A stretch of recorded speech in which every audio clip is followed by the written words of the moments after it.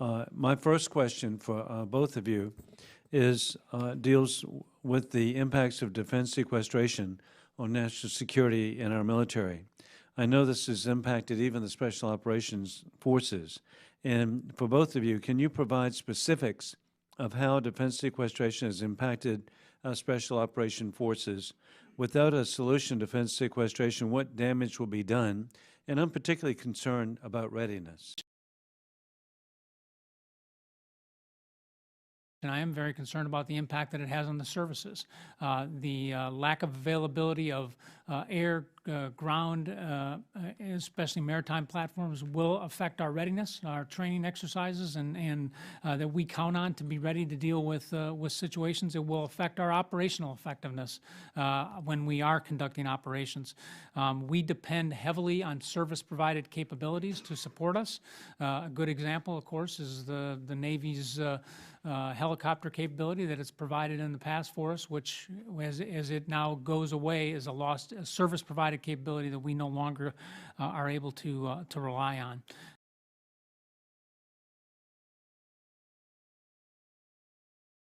I'm asking a question. This is primarily directed at Admiral Manazir, the Air Boss, regarding the support of irregular warfare, SOF, and the shutdown of 84 and 85.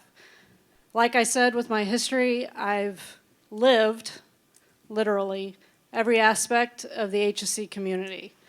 And I think I can speak to the differences between the various parts of our community. This isn't about, why are we shutting down the squadron? That isn't what it's about. It's about something that the CNO said about 2 years ago when we got the word that we were potentially chopping these squadrons, that we were cutting back because of the budget crunches and scaling back to core mission areas only, and that SOF and irregular warfare wasn't a Navy core mission. Since then, the active duty squadrons have been asked if they can actually fill the RFF. So are we in or are we out? And at what risk? So can the active duty support this mission? Of course we can. We're trained, we're capable, but I'll tell you what we're not, and I've watched it. We're not nearly as proficient as the guys at 84 and 85. It's a different business model. It's a different funding model. They get more time in the saddle. They get more bullets to shoot. They're more proficient. So at what cost? Can we do it? Yes. But are we going to take the risk of sending junior aviators out there to do the mission because they're manned with second tour or above? Are we going to take the risk to mission and risk to life? Are we going to take the risk to funding to change the business model of the active duty squadrons so that we can be more proficient at all mission areas, quite frankly, because we have a lot more to do? Or are we going to keep the squadrons around that are already proficient at it? It's a chess game in the Pentagon. Having the CNO in our corner is invaluable. And as the Air Boss said, he supports his capability. And the discussions about fiscal matters with combatant commanders and paying for the services they have, you got the result that we have now. It is obvious that we cannot replicate 24 helicopters and 800 personnel, constant 365, 24/7 RFF, forward all the time, doing proficiency level direct attack missions, supporting NSW, day, night, anywhere, unless you pay for that capability. And so what we're doing now with eyes absolutely wide open, given the decision about HC-84 and 85, is how do we replicate the capability, understanding we can't replicate the capacity, how do we replicate the capability in our current HSC force? I just took the draft of a brief from the HSC Commodores this morning, and going forward to explain to the money wizard in the Pentagon, the N8, about what the money he allocates to that mission is going to be used for. But the brief, and we'll work it a little bit more as they put it together, the brief is going to be very pointed. You don't get HSC 84 and 85 unless you pay for HSC 84 and 85.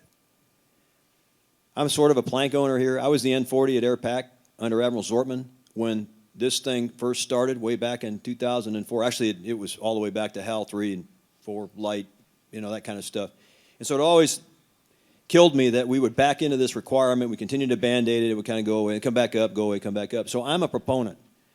And I'm hoping in this chess game, whether it's Congress that puts it back in, whether it's Big Navy that does it, whether it's SOCOM or somebody else that says, hey, we really need kind of the HSC-84 and 85 capability, that we will take that signal, transition to new helicopters, put the capability out there, put a rock and poe in place for it, and let's get after it. So we're trying. So this is a chess game. Are we in for the capability? Yes. We've moved away from it's not a core mission of the Navy. Some of those things are budget-related conversations. In this whole process, working with Congress, you hear people that say the things that you want to hear, and you hear people say the things you don't want to hear. And so, I mean the helicopter community. I absolutely promise you that Bert Davis, who's my requirements officer for this, he's in the ditch, and he is fighting for this capability just like he should be. And your HSC Commodores are saying just exactly what you just did. If we're in, we're in. This is what it takes to do it. We'll put that to the Navy leadership and say, in order to do this no-fail mission, you have to pay for this capability right here. But understand, you don't have 365 24/7. Understand, you can't have a Cat 1 first tour 450-hour helicopter pilot go out and do DA with a SEAL team in the back at night under fire. You can't have that. And so we are eyes wide open here. I don't know how it's going to come out, but it is an active solution. If we get told to put it back in, we will. We'll transition to MH-60 Sierras. We'll take those guys downrange and we'll go do that mission. I just don't know how it's going to turn out. But I absolutely, totally promise you that from the CNO down through his staff, which includes me, the Air Boss, and your HSC Commodores, we completely support the capability, and we're trying to get it done right and efficiently under the current fiscal limitations.